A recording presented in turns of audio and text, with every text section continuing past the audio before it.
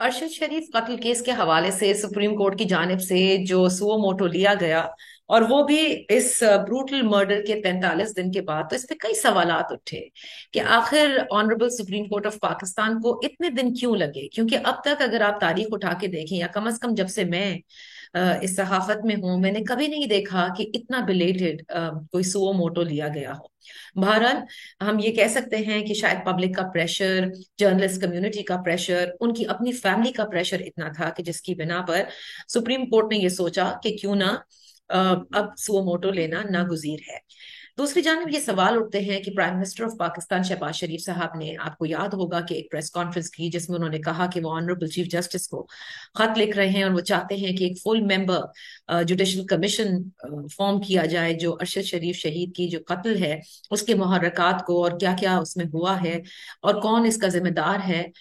इसको प्रोब किया जाए। लेकिन बहरहाल ऐसा भी नहीं हुआ। अब आ जाते हैं उस फैक्ट फाइंडिंग रिपोर्ट के ऊपर जो कि रिलीज की गई, जो कि आज ऑनरेबल चीफ जस्टिस ने कहा कि कल रात 1 बजे जो है ये कोर्ट में सबमिट की गई। एक तो पहली बात ये है कि उस फैक्ट फाइंडिंग रिपोर्ट को अगर आप पढ़ें तो उसमें बहुत सारे ऐसे नुकात हैं जो यकीनन बड़े अलार्मिंग भी हैं, बड़े कंसर्निंग भी हैं। लेकिन साथ साथ बहुत सारी जगहों पर आपको ऐसा लगता है, जब आप उस रिपोर्ट को पढ़ना शुरू करेंगे, कि जैसे कई कई पैराग्राफ्स जो हैं वो बीच में शायद मिसिंग हैं या बड़ी जल्दी में बनाए गए हैं। एक एक बात तो ये है। दूसरी बात, जिन कैरेक्टर्स का वहां पर जिक्र किया गया है उनके भी जो बयान है, वो तो खुद रिपोर्ट भी ये कहती है कि अरशद शरीफ साहब को जो है वो जबरदस्ती यूएई से कंपेल किया गया कि वो केनिया की तरफ जाएं। यानी कि उनका वहां रहना मुश्किल कर दिया गया था और उन्हें कहा गया था कि आपको दुबई छोड़ना पड़ेगा। उसके बाद भी उन्होंने 2 मरतबा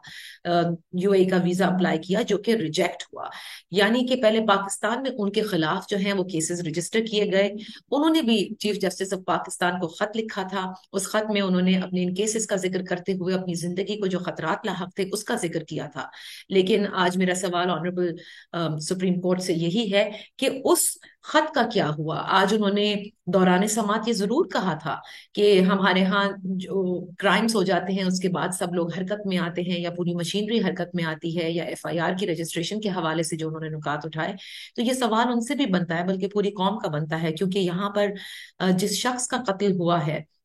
वो एक पाकिस्तान के नामवर इन्वेस्टिगेटिव जर्नलिस्ट भी, और इसके साथ साथ बहुत सारे दिनों से हम देख रहे हैं उनके कत्ल के हवाले, उससे बल्कि कबल ही, जिस वक्त अरशद शरीफ साहब के खिलाफ पाकिस्तान में मुख्तलिफ जगहों से केसेस रजिस्टर किए जा रहे थे, उस वक्त भी उनकी फैमिली और दीगर जो सहाफी बरादरी है वो इस पर काफी शोर कर रहे थे। लेकिन बहरहाल इस पर चीफ जस्टिस ऑफ पाकिस्तान ने अब तक तो कुछ नहीं कहा कि क्यों उनके ही लिखे हुए खत पर कोई एक्शन उस वक्त नहीं लिया गया। बहरहाल अब हमने देखा है कि चीफ जस्टिस ऑफ पाकिस्तान की जानिब से एक नई जीआईटी तश्कील देने को कही गई है,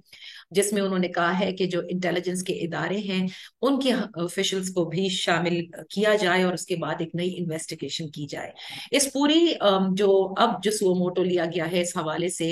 यकीनन हम सबकी उम्मीदें जरूर वाबस्ता हैं कि अल्लाह ताला उनके उनके साथ जो कुछ हुआ है उस पर इंसाफ जरूर हो। उनकी फैमिली सबसे ज्यादा जो इस वक्त मैं कहती हूँ इस कर्ब से गुजर रही है, और ये उनका हक है कि उन्हें इंसाफ मिले। लेकिन साथ साथ जो पूरी पाकिस्तान में अरशद शरीफ साहब के चाहने वाले हैं, या दुनिया में उनके चाहने वाले, वो भी ये जानना चाहते हैं कि वो क्या अवामिल थे, वो कौन लोग थे जो इस पूरे उनके इस बहिमाना कत्ल में मुलव्वस है। लेकिन यहाँ पर बात आ जाती है कि क्राइम जो है वो केनिया में कमिट हुआ है, और पाकिस्तान के अंदर हम एफआईआर जरूर दर्ज हुई है। लेकिन अब किस हद तक ये जो पूरा केस है ये मंतकी अंजाम तक पहुंचेगा? क्या ये सिर्फ एक ट्रायल की हैसियत ही रहेगी, या फिर इस हद तक हमारे, मैं कहूंगी, जो ऑफिशियल्स हैं, जो इदारे हैं, और इस वक्त जिस तरह से ऑनरेबल चीफ जस्टिस ने सुओ मोटो लिया है, वो ये मेक श्योर करेंगे कि किसी ना किसी तरह से अरशद शरीफ साहब के जो कातिल हैं उनको सजा मिले। लेकिन क्योंकि यहाँ पे एक दूसरा मुल्क इन्वॉल्व है, जितने भी लीगल एक्सपर्ट्स हैं वो ये कहते हैं कि अगर हम पाकिस्तान की उमूमी इंसाफ के निज़ाम को मद्देनजर रखें और माजी के जितने भी केसेस हैं उनको मद्देनजर रखें, तो उनको भी यही लगता है कि शायद ये सिर्फ एक ट्रायल की हैसियत तक ही रहे।